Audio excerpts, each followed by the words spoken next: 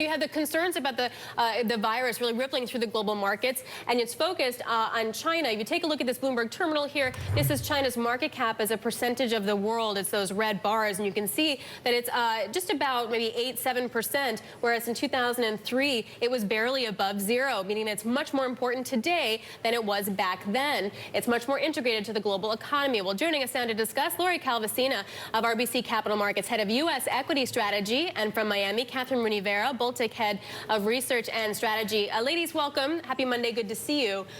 Lori, you're a U.S. equity strategist. You come in today. We're down 1.3%. What do you think? So, I mean, we've actually been telling investors for a while we thought the markets were overdue for a pullback. Something, you know, not terrible like 4Q 2018, but something of the 5 to 10% variety. I mean, quite frankly, valuations are just extremely stretched right now, and positioning is extremely euphoric. We've said that if the right catalyst came along, markets would be right for a pullback. We'll see if that turns out to be this with the virus. But, you know, to be honest, we're due for a breather. I want to ask Kathryn the same question. If the consensus is we're ripe for a pullback, how much of a pullback could we get? How nervous are people? Well, if we're talking about contamination from the virus, really, who knows, right? But everyone likes to look back at SARS, MERS, Ebola, Zika, and the market tends to rebound pretty rapidly in those previous cases, about 2 to 3 months. Of course, in this case, and as Alex mentioned, China's more integrated and a bigger part of the global economy. So really the question that the markets are asking themselves is how much is going to come off of Chinese GDP, China being, what, 20% of global GDP at this point.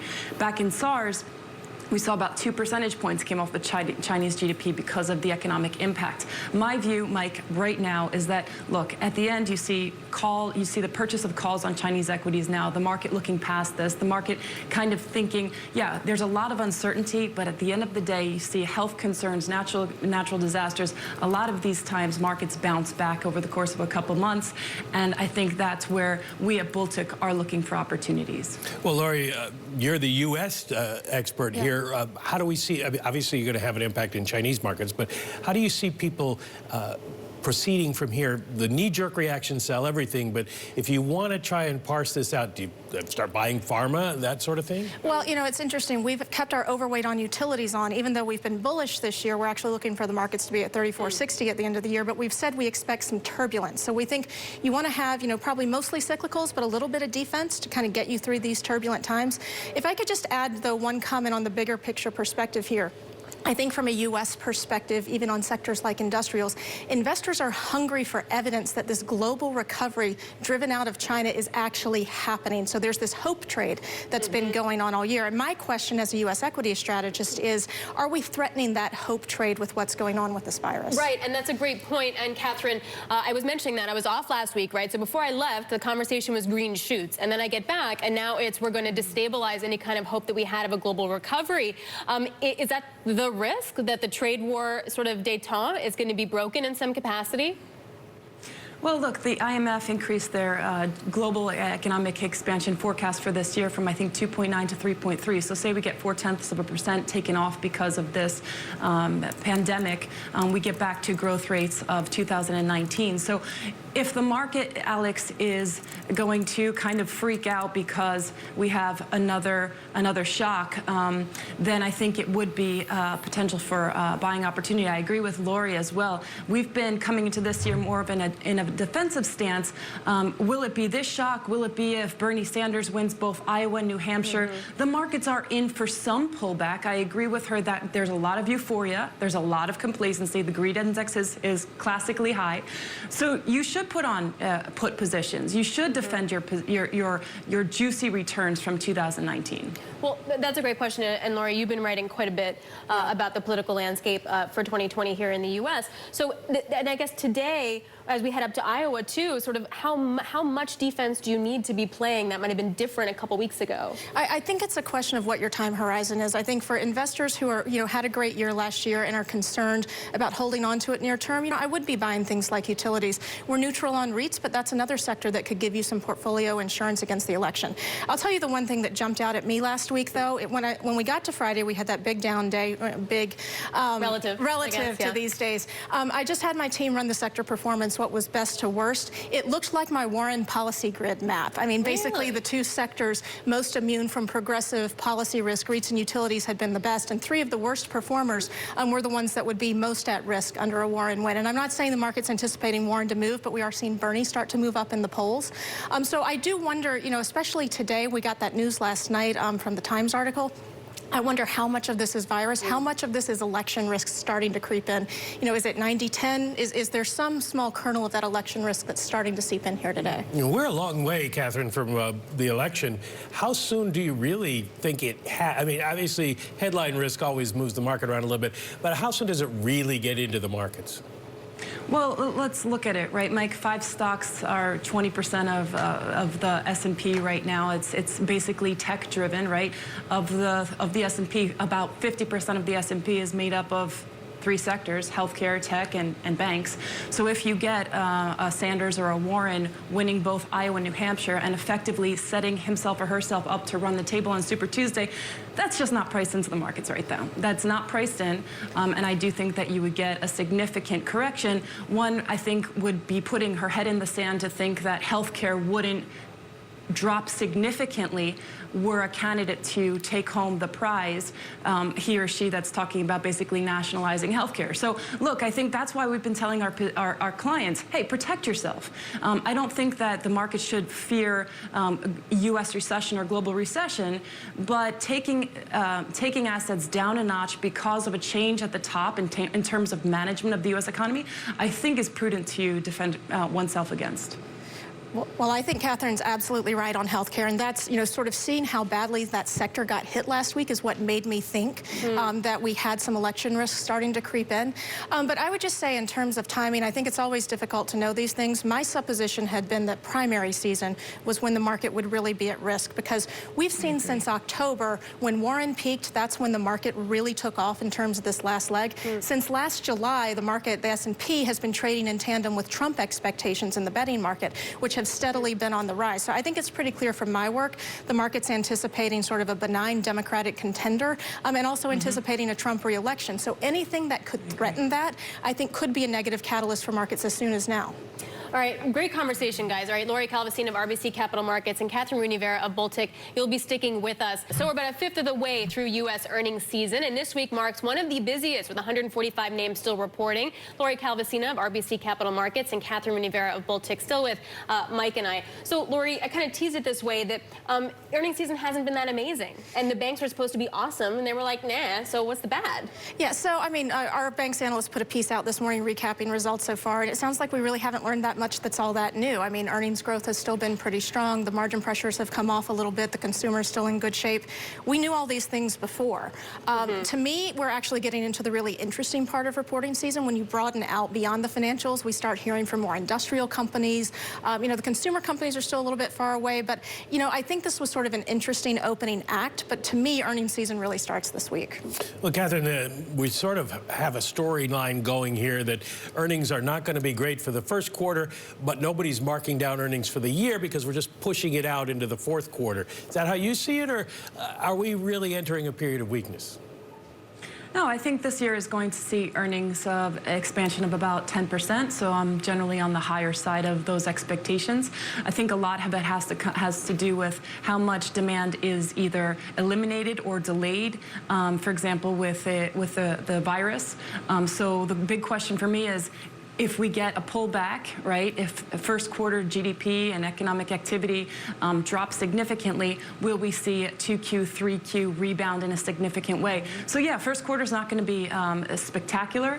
I don't think anyone is expecting it to be, but the U.S. economy remains strong and led by the consumer, which has every reason to continue to consume, in my view, and invest. So I'm generally positive. I'm wondering, Lori, the story you're telling, square the circle for me here. Consumer's strong and everybody's looking at the consumer to keep things going, but you're saying utilities and REITs, which are not consumer stocks. Yeah, well, so we like utilities. REITs we'd be more neutral on. We also like financials and industrials, frankly. And, we have, I think, an interesting call on industrials versus consumer right now. If you look at industrials, our valuation model is showing that we're really near post-financial, or we're really near the lows of the past cycle. So we think that any kind of bad news is already baked in there, and it can only get better from here. here. If we look at the consumer, one thing we found is if you look at consumer discretionary stocks ex internet, they tend to trade in opposition with the industrial business cycle. So what the heck do I mean by that? Well, basically, when ISM is rising or ISM new orders are rising, consumer discretionary stocks tend to underperform. They actually tend to outperform when the industrial economy is weakening. So consumer discretionary has become this weird closet defensive sector because we all know that the consumer has saved us from tipping in recession countless times since the financial crisis. So I'm actually telling people to pare back on those consumer discretionary stocks where expectations are elevated, valuations aren't cheap, and hold your nose and buy the industrials right now. Interesting point. I never thought of that as a defensive name. But what also has come up, Kathryn, is, of course, the rotation into value, how that started to pick up steam. And it was interesting because we saw it on a global basis at the end of last year, more into Europe, more into emerging markets. Does that continue, and can it continue if earnings are meh and you still have all these geopolitical head risks? Yeah, sure. Look, I agree with Lori once again, and I'll take it a step further. I'll say that emerging markets are the place I think that you're going to see, and you're already seeing, Alex, a lot of rotation into. It's been one of the underperforming asset classes. It's playing catch up. And if we get that bullish scenario where you either get a Trump re-election or a benign Democratic nominee ultimately taking home the prize, I think that markets will continue to move higher and they'll look for more risk, more premium, and that is squarely in the emerging market space. So EM is going to continue, I think, to move higher. You're seeing a significant amount of flows, a significant amount year to date into both EM equities and EM debt. And if you do get a dollar weakening and emerging market FX picking up strength, that's only going to be tailwinds for this asset class. I got a question sort of for both of you, but I want to start with Kathryn because she's in Florida where everybody goes to retire. This is a very old expansion. Are we at danger of it sort of tripping on something and falling and breaking a hip and expiring this year because of the length of the expansion, the multiples that we're looking at right now, and the fact that there's so much headline risk? Well, Mike, you know as well as I that expansions don't die of old age. That has to be something to precipitate that turn. So I think there's two underappreciated risks. One we've already talked about, which is political in nature. And the second one is this misconception, in my view, that inflation is dead and buried. I'm not saying that it's going to roar back in 2020, but really I think negative interest rate policy, which has 40% of global fixed income in negative rates, is a pernicious phenomenon for the global economy and for markets. So once you do get inflation coming back, once you do get the dollar depreciating and the central banks realizing, hey, NIRP hasn't worked, and you get rates coming off that lower balance, I think people, fixed income investors that have been burying themselves in long duration for the sole requirement and necessity to get yield, I think are going to be burned. And both consumers, emerging market sovereigns, and corporates alike, and we've seen record issuance in high yield space year to date so far in corporates, are going to feel the pain. So this is a phenomenon I think that I think will bring this cycle to a halt. Lori, we only got about 30 seconds here. Yeah. I think it's been a weird cycle. I mean, it is an old cycle, but we've had several mini cycles since the financial crisis. And I've actually had some investors telling me recently they think we had a cycle, that basically in 4Q we priced in a recession that didn't happen. So the idea of thinking late cycle doesn't make sense. Maybe we should be thinking early cycle. You just compare Tell the cycle. Fed that. Yeah, right? You compare the cycle to Florida because there are old people there. That's a new one. I don't know. I think that kind of takes the cake. All right, Lori Calvasine of RBC and Kathryn Rooney Vera, both tech guys, are going to be sticking with us. You jazzed it up for me, Mike. Super. All right, Lori Calvasine of RBC Capital Markets, Kathryn Rooney Vera, both still with Mike and I. So, Kathryn, what I found interesting of many things that Mike was saying is that maybe we're actually looking at something more hawkish potentially from the Fed, whether it's a technical adjustment or whether it's sort of refixing the repo market or if inflation kind of creeps up. How do you look at it? Yeah, there will be a technical adjustment. I'm pretty confident in that, Alex. Is it a market mover? Absolutely not. What I think will be is that I don't think that many people are actually expecting the Fed to stop its quantitative easing purchases in March, as has been, or as they've indicated. So that's unlikely to happen. I think the Fed is very reluctant to watch the overnight repo market struggle again as it had before. And in fact, beyond that, I'll go a step further, and I'll say over the course of the next few years, the Fed Fed is unlikely to hike. I think the Fed is going to probably look at continuing bond purchases, perhaps by capping Treasury yields as they've done in the past. So is that because everything is horrible, or why would that be? Yeah, look, the Fed, I think, is locked into QE. I mean, it would be very difficult to envision a Fed allowing a tightening to go about when you have overnight repos struggling and kind of the market married to the fact that rates are very, very low. So I think it's stuck in this position. You would need to see inflation accelerate in a more meaningful way for the Fed to come off of this. And I think Europe is in especially a tight spot because they are wedded to negative interest rate policy. So it's very difficult for these central banks to, cut off the lifeline to the markets. I think, personally, instead of considering that monetary policy is the panacea for all ills, we need to look at supply side reforms, especially in Europe. Deregulation, labor market flexibility, tax code simplification. These are things that I think will engender growth. And we've seen monetary policy aggressiveness hasn't led to that. Lori, when the Fed stopped its QE programs, markets had a little bit of a hiccup. Yeah. We got a big jump after they started buying Treasury bills, insisting it's not QE. Yeah. Market says, doesn't matter, we think it is, so we're going to go higher. If they give us a date to stop, or if they stop buying T-bills, which is not QE in theory, can we still go up? In other words, can the markets the markets still rise without the Fed? Well, so I don't think so. I mean, at least in the short term, I think that would be a negative jolt. But I'll tell you one thing we learned about the QE era, and I think we also learned last year with the various changes on Fed policy, is that markets tend to react more to announcements and statements of intentions and leanings than they do the actual implementation. So that's why I do think paying attention to some of this language could be important. And I'll just say on this QE, not QE question, I think there's, anyone sort of in the Fed or economic circles gets very irritated when equity people call it QE. It totally on set. I've had very contentious discussions. No, and I've had a lot of those discussions as well. But I will tell you, in my conversations with equity investors, they say it doesn't matter what you call it. If the Fed is injecting liquidity, it is a catalyst for making multiples expand, risk assets outperform, stocks go up. We saw very clearly in the QE era as well that volatility came down. And so I've talked to a lot of very reluctant bulls since basically November who have said, I'm not sure if I buy this global inflection theory, but you know what? I'm not going to fight the Fed. And so I think that's very important, especially with markets, again, where they are in terms of valuation, euphoric positioning. That could be one of the catalysts to pull some of these reluctant bulls out. I was going to say that to you, actually, that if you wind up reducing by $5 billion for the repo market, shouldn't you then be selling equities if the logic holds that helps support equities? Well, let's ask Kathryn that. Do we have a stock market, Kathryn, without Jay Powell? Yeah, Jay Powell is definitely a backstop to the markets. Look, I think that obviously QE is, as Lori mentioned, bull for the equity markets. And I do think it would actually be healthy if the Fed stepped back. I think if the Fed went on hold and let the markets develop as they should, it would be a healthy correction, which is really, I think, what we need. How much longer can monetary stimuli continue to kind of, push the markets higher? And I think a lot of it has been due to the Fed. Also, there's a good fundamental, the U.S. economy is doing very, very well. But really, as I mentioned previously, this is a tech-fueled market push higher. So really, I do think that it is fueled by the Fed, and the Fed is causing this last leg up in the equity markets. Lori, if the Fed keeps going, doesn't change anything, do we finally then focus on earnings and fundamentals and?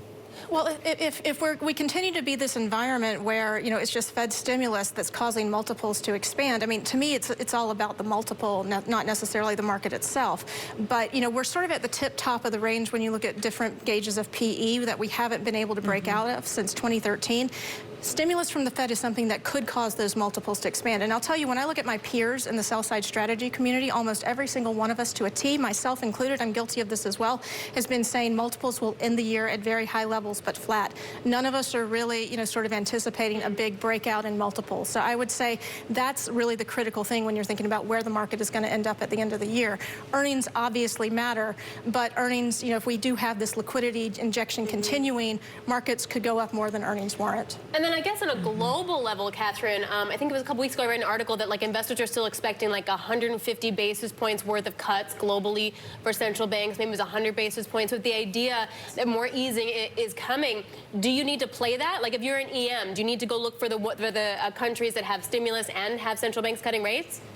Sure, Alex, that's exactly one of the reasons why the EM has been the consensus trade for this year, and I subscribe to that. I think that if you are in a bullish scenario where the global central bank easing continues, I mean, that's certainly a boost for global equities and risk-taking, then one has to look at those countries that haven't yet cut as much as the developed markets, such as Brazil. Brazil has actually slashed rates. It's at record lows, but inflation is very low.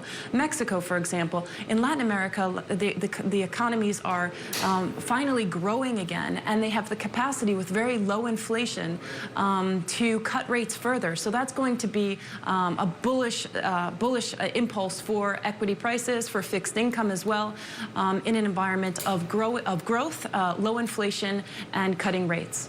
So with that backdrop, Lori, then how do you make the case for U.S. equities to be a good investment? I know that you're U.S. and you're not global, but when you have the U.S. compared to, say, EM, how do you deal with it? So, I mean, we've actually said, even though I'm a U.S. equity strategist, we do think there are probably better opportunities outside of the U.S. I mean, just from a valuation perspective, you do have elevated valuations in a lot of geographies, but the U.S. does look overvalued in a more unusual way than normal.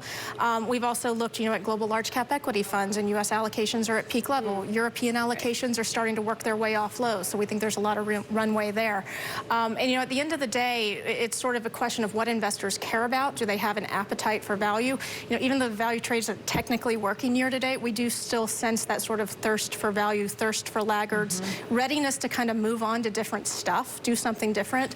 I mean, that hasn't gone away despite some of these issues that the market's contended with. Is everybody still in the same trade? I mean, Kathryn was saying, this is a tech-fueled rally.